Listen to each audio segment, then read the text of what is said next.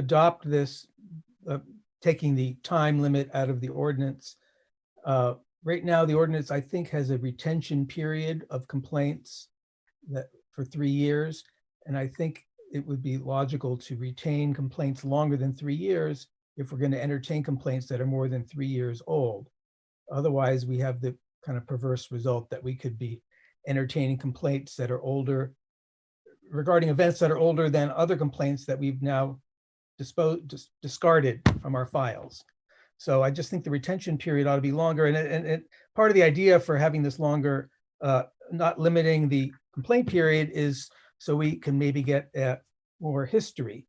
Right. We may not be able to take effective action 5 years after the fact, but we can record for historical purposes that there are certain things that have happened, and there maybe are trends that could be identified that you wouldn't know of if you throw everything out after 3 years. Yeah. So I was suggesting we amend the ordinance to allow for retention for a longer period.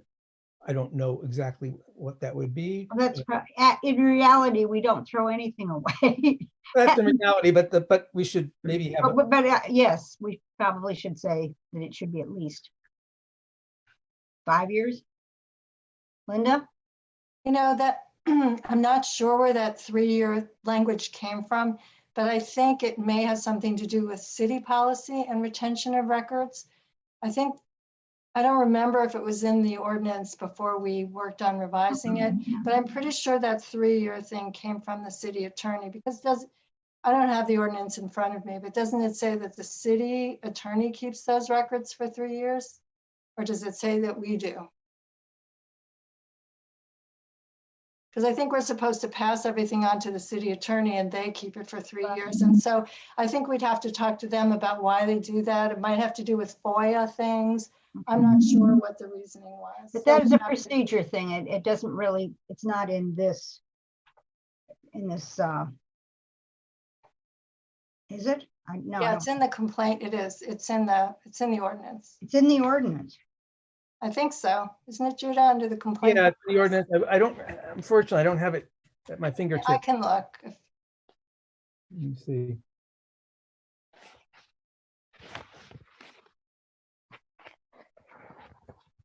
If that's true, we're not ready to pass it anyway. I didn't remember it being there at all until the revision.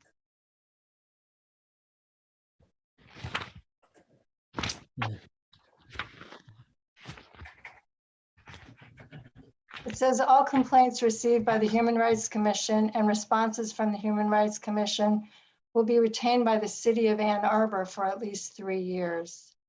And remember, we're required to send them all to the city of to the city attorney's office. I see. I guess it doesn't matter. As long as the commission can retain them longer, then I don't know that it really matters. I just think that you should retain things longer than 3 years if you're going to look for historical trends. But we're not bound, but if we're keeping them longer than 3 years, we're not bound by the ordinance to toss them out, right? Right. Right. It's at least, right? Okay, so maybe it's simpler. We just let it be and continue the ongoing practice of never throwing anything away. Okay. Well, I mean, I think there's no harm in at least asking Margaret whether, you know, what their procedures and policies are. I mean, obviously there will be a lot of turnover among us. Hopefully Denise will be around for a long time. She'll be from now on, she'll be the keeper of these records for the Human Rights Commission. I mean, really until Denise came, I just had this little pink file that belonged to my, you know, it was from my daughter's middle school and I stuck them all in. And I have all those old files. And now that Denise is here, you know, she'll be keeping them, and whoever replaces her hopefully would continue. So, but, you know, we've been relying on the city attorney's office we have to keep the actual records for real. Yeah. But, you know, there is something interesting, Judah, in what you say, which perhaps merits some discussion on its own. it's difficult to identify trends unless we're able to access a database. Right. We need to do Right. that. Right. And that to me seems like what we need. Database and just Mhm. repeat, Mhm. maybe you have repeat filers, or I don't know, in my previous job, I handled complaints and I kept them indefinitely, and it was very helpful to be able to look back and see longer trends, and also if the same person was filing multiple complaints over a period of years, that was informative. There were all kinds of things you could learn from looking back. 3 years Right. is not very long. So We do have everything that we had from the beginning. we can do that. Yeah, I mean, that would be a great thing to ask some interns to do. Maybe from the School of Information Management. I just throw that out there. I don't know what is actually information management. They may not study that at all.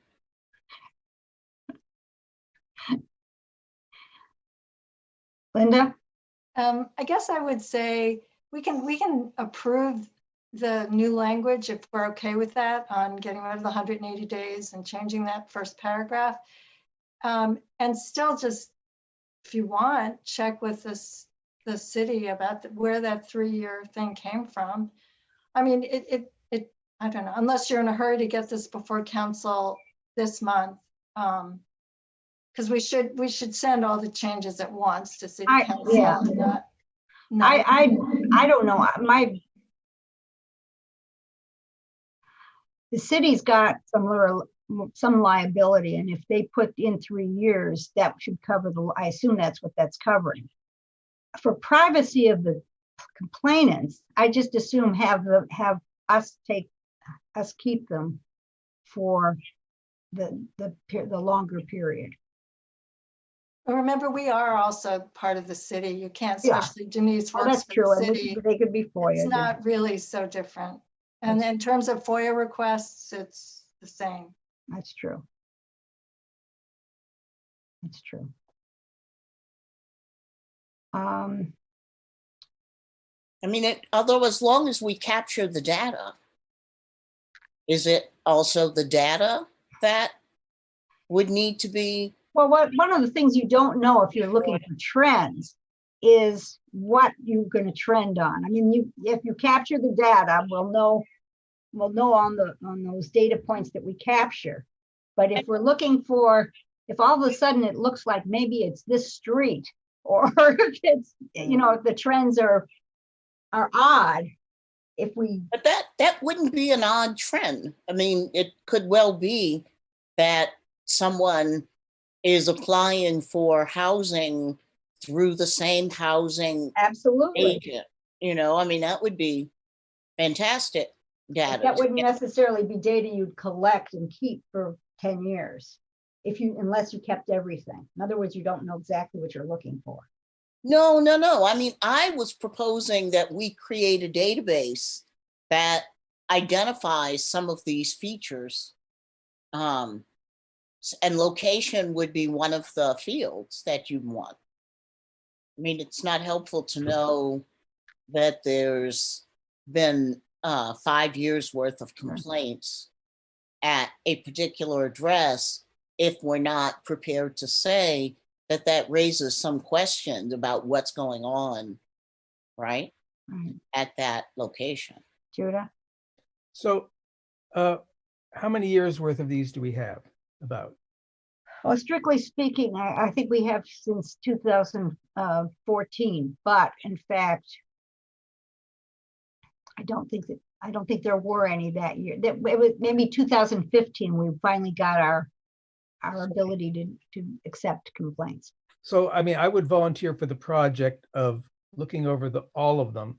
I mean, there can't be more than 100, and No. and Right. create a database or a spreadsheet, Okay. and try to sort them and capture sort of information. Oh, Travis? Yeah, I think I'm also hearing, I mean, if you're concerned procedurally about passing this, I think I heard that it said the city would keep it for at least 3 years. And what I'm hearing others suggest is that you might want it longer. I Right. don't think, I mean, I think you could check at that point with the attorneys and see if there's anything precluding you from holding on to it longer. It doesn't sound like it per the ordinance. And so I don't necessarily think there's a conflict in what you're trying to accomplish and the language that you're trying to pass tonight. I don't think you need to change that if the goal is to keep it longer than 3 years. Linda? Just wanted to add to what Judah said. Denise, since she's come on, we've started trying, as we get new complaints, to capture some of this on a spreadsheet. So, maybe the name of the complainant, respondent, the type of case, and what happens to it, when it happens, whatever, the category of protected class that's involved.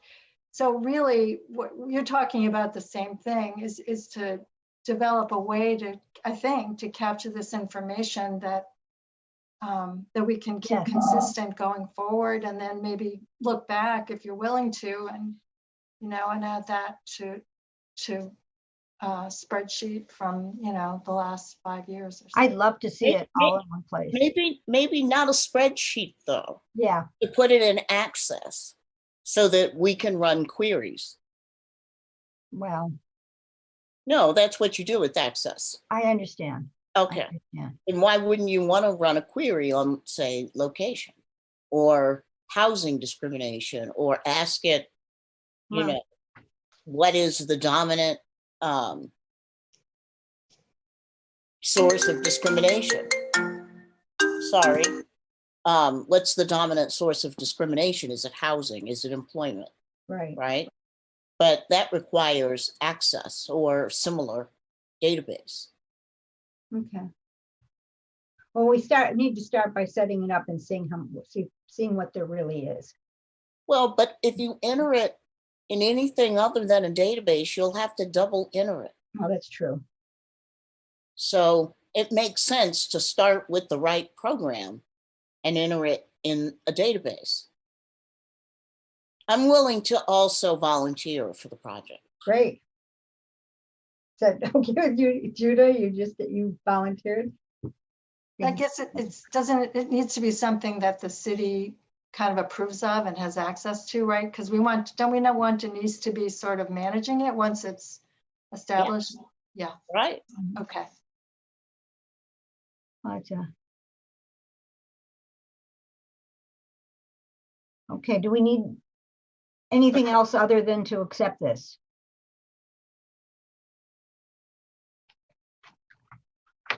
Are we ready to vote on it?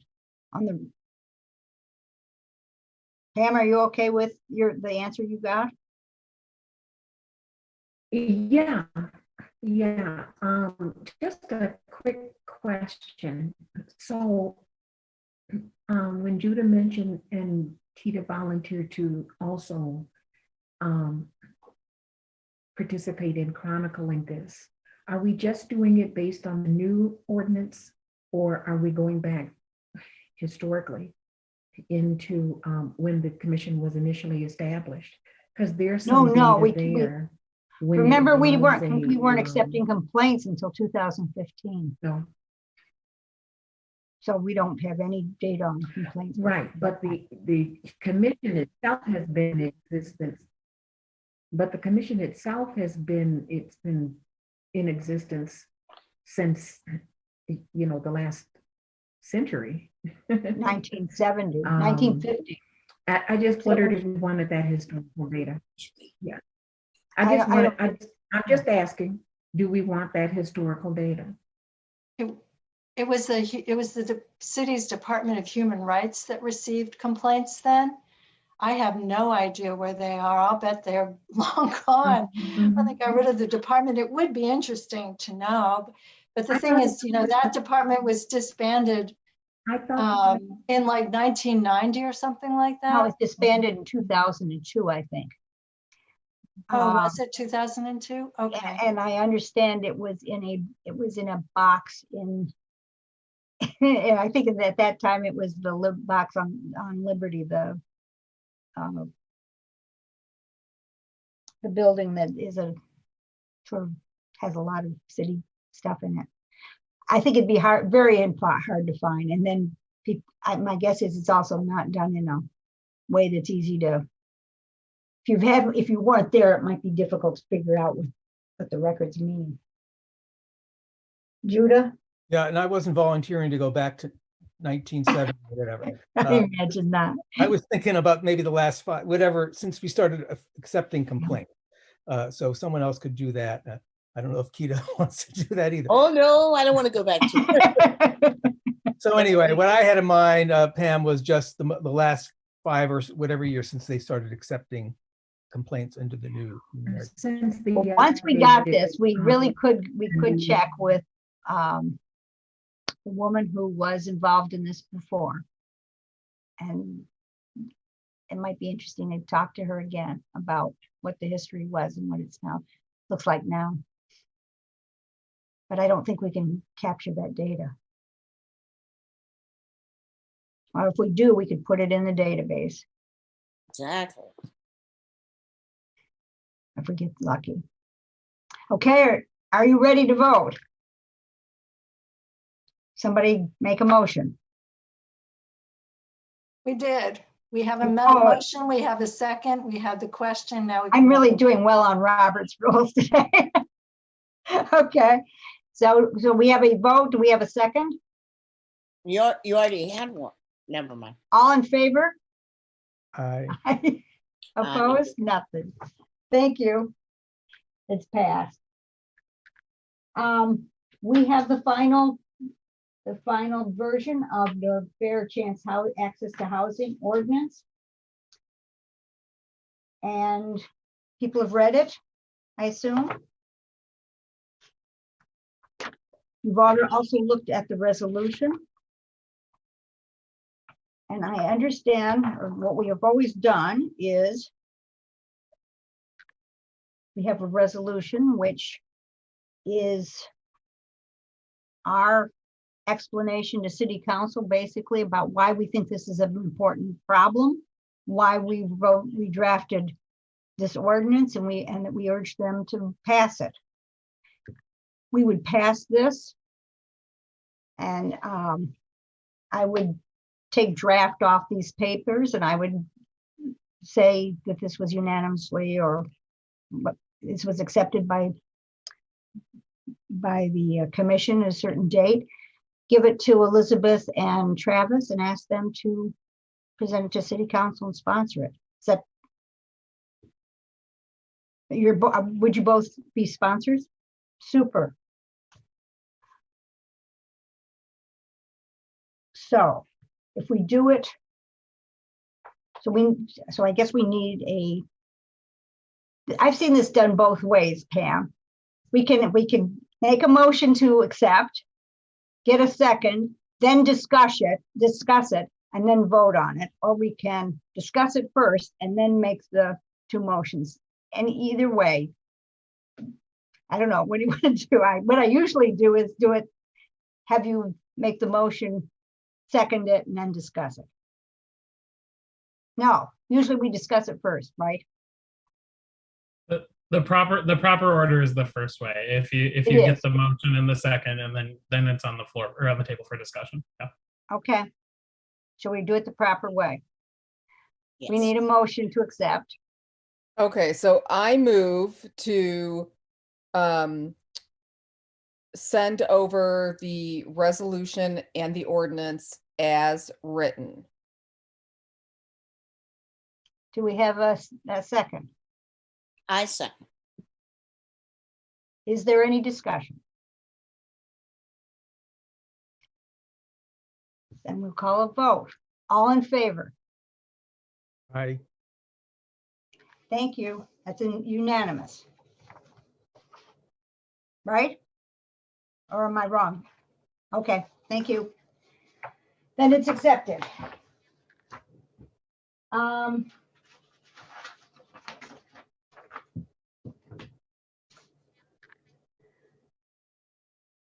Now we're still working on the conversion therapy. There is one thing left that we're hoping that will be put in that will be very interesting, and it's something we haven't seen before.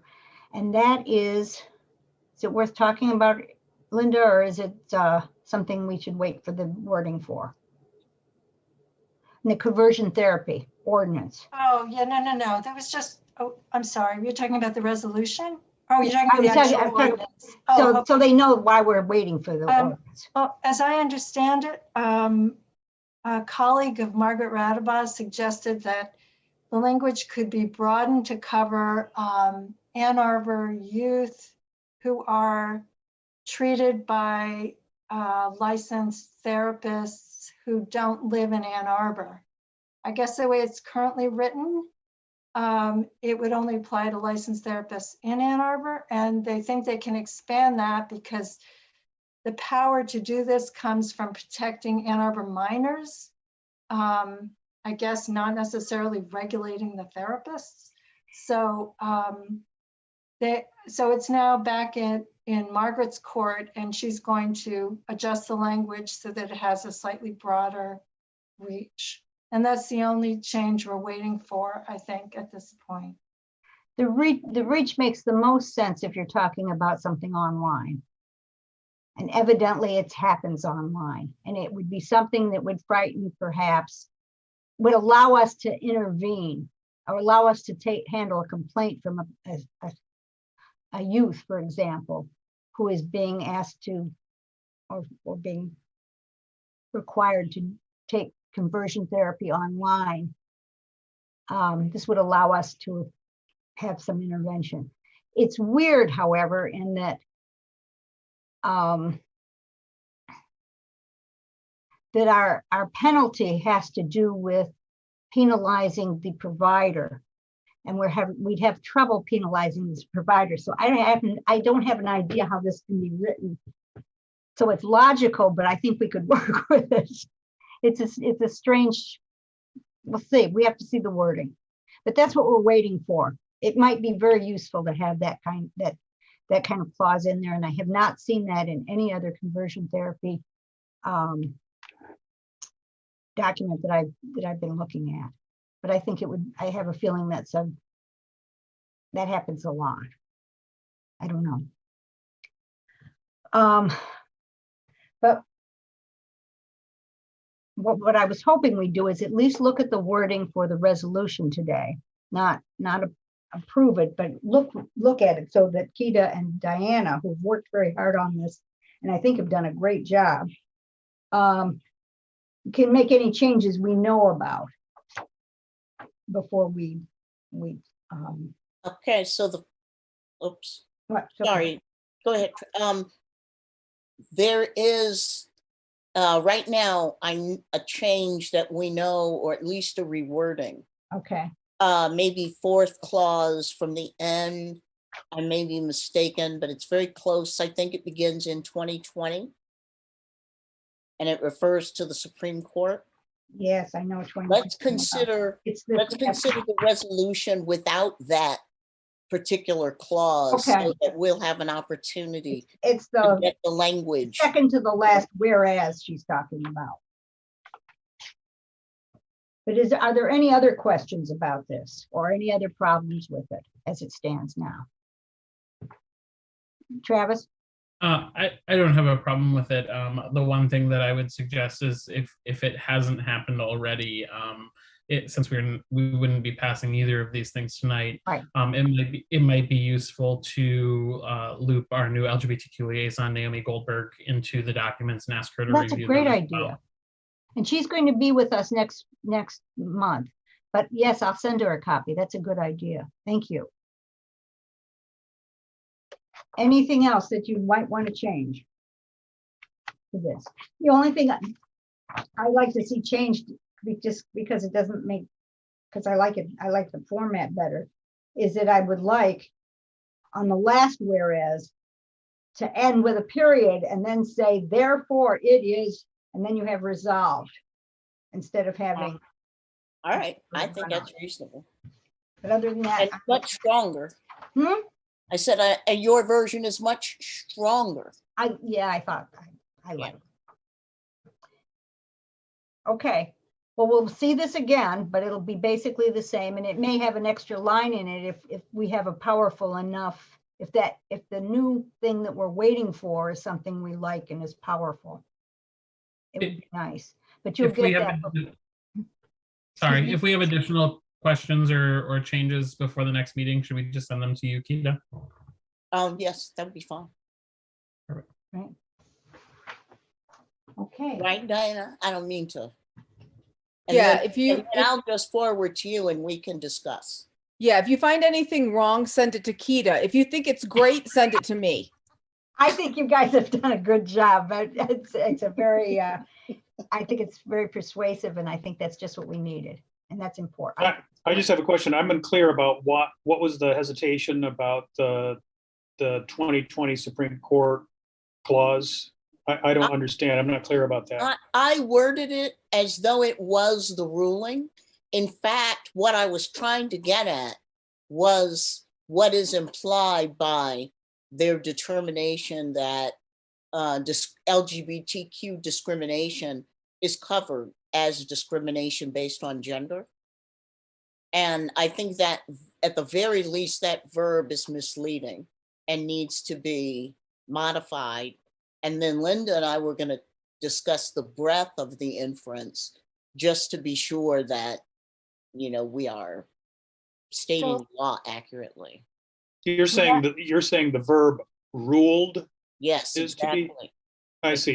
Exactly. Because it's still unclear where that ruling stands on gender nonconforming individuals? No, it's, go ahead, Linda, I'm sorry. So See, this arose, I just read it very quickly. I should have, Kita and Diana sent this a week ago, but I read it about an hour ago, sorry. And when I read it, it sounded like the Supreme Court actually ruled in the recent case where they said that sex included sexual orientation, gender identity in employment situations and Title VII. The language in there made it seem like the rationale was based on sort of affirmative action principles, like these people had been mistreated in the past and now we have to remedy it. And I thought, well, wait a minute, that's not this Supreme Court. The Supreme Court ruled on the basis of like a textual analysis of the word sex, you know, and what that's meant. And so I think the way and I was concerned that other people might read it the way I read it. And so we just need to adjust the language, I think. because make it- the ruling that discrimination against LGBTQ folks is based on sex, it is solid, Yes. right? So just a question of that verb, I think, the very least. Well, we can talk about it. We can talk about it. Yeah. Okay, so we'll see it again. Word about strategic planning, which I sent out a worksheet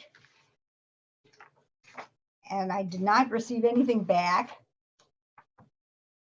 And I think we still need it, and I didn't leave you enough time, and I'm sorry. And I didn't even leave myself enough time to do it. But I think we should do it. And I'll tell you what I'm planning, what I'm thinking about. Because I'm thinking strategic planning in this format is difficult as it is. But it would be a lot easier if we all did some individual work on it by ourselves, and then came back and did the things that are useful to do together. So what I'd hoped would happen is that people would come up with, let's take the first one. What do you think the 3 most pressing human rights problems in Ann Arbor will be in 2021? The people that we'd end up getting a list. I could compile the list without people's names, and we see what what people have said.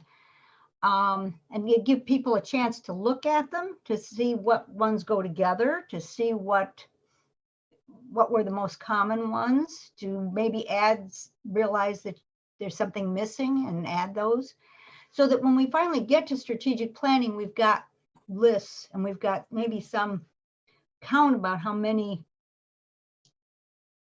maybe exactly, especially for the question about what would you like to see us do. Maybe we can even do a little bit of prioritizing or voting on them and get a first vote, not a final vote. People can always say, hey, this got a lower score, but I really think we ought to consider it. And I'd like to try to persuade people that this is an important issue. But it would give us something to begin with. I don't like going into this where we're not having a full discussion, or it's not an easy way to discuss something. So if we did some things iteratively, I think we'd have something better to start with, to have a planning session on.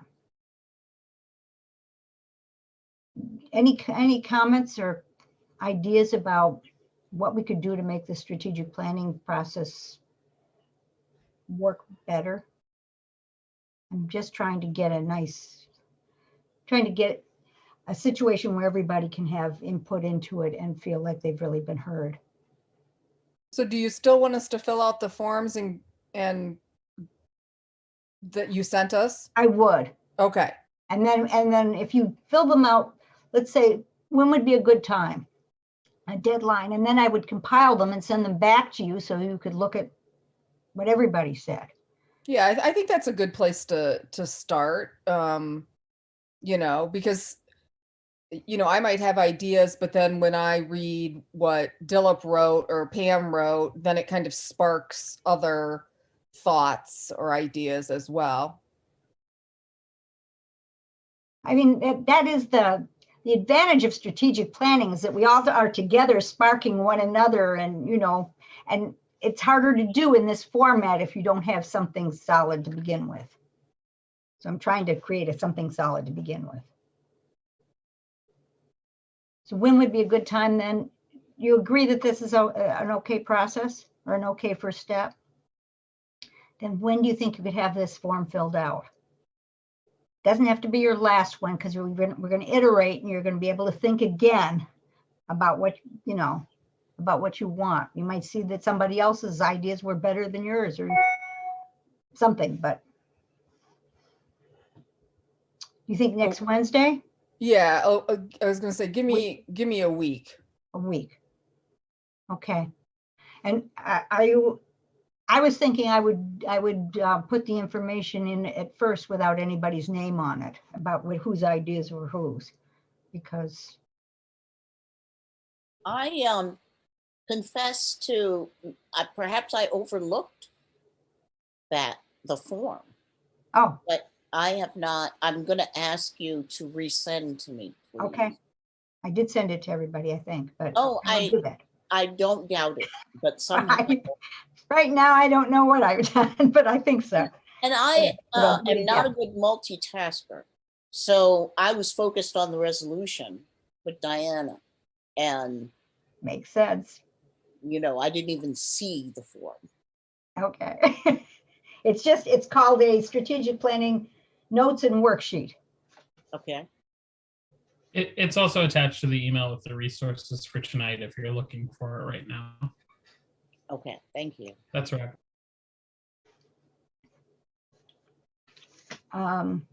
Okay. What if we have ideas that fall outside the parameters of the questions we're being asked? Can we just put those in? Sure.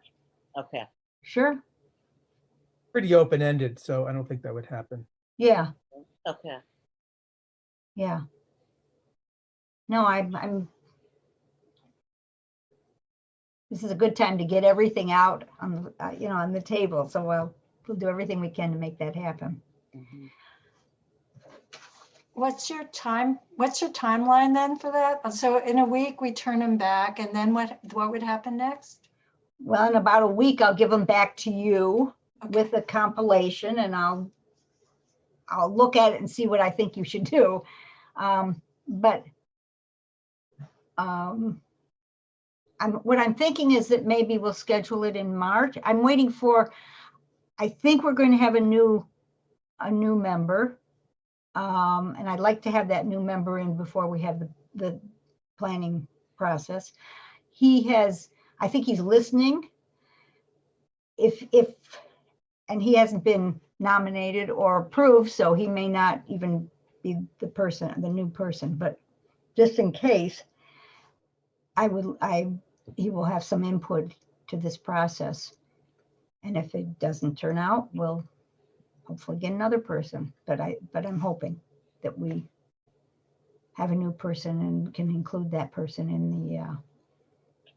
in this discussion. I think you're done with my agenda for this meeting. Is there anything else that anybody would like to bring up? Then would somebody like to adjourn, make a motion to adjourn? Well, you know what? I was slow in what I wanted to bring up. Okay. The whole issue about the database, do we have to run that through the city to verify that that is all right, or to determine if there may be software we can use? I don't think so. Okay, Do so do you, Linda? I think Denise, are you there? Are you listening? Yes, I'm listening. I What mean, do you there's no think? problem with creating a database for your complaints. I don't see why. That would be a Okay. problem.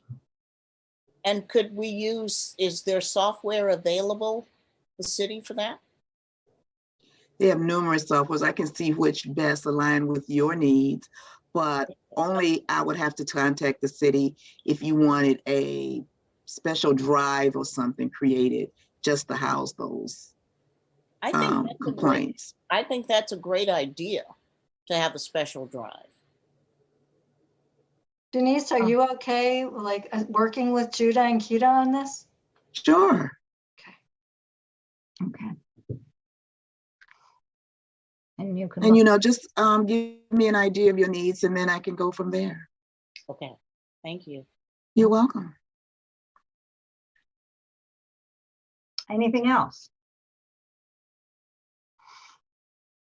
Judah, Motion to adjourn. second? All in favor? I think we're adjourned. Thank you very much, folks. Thank you. Good night, everyone. Good night. Good night.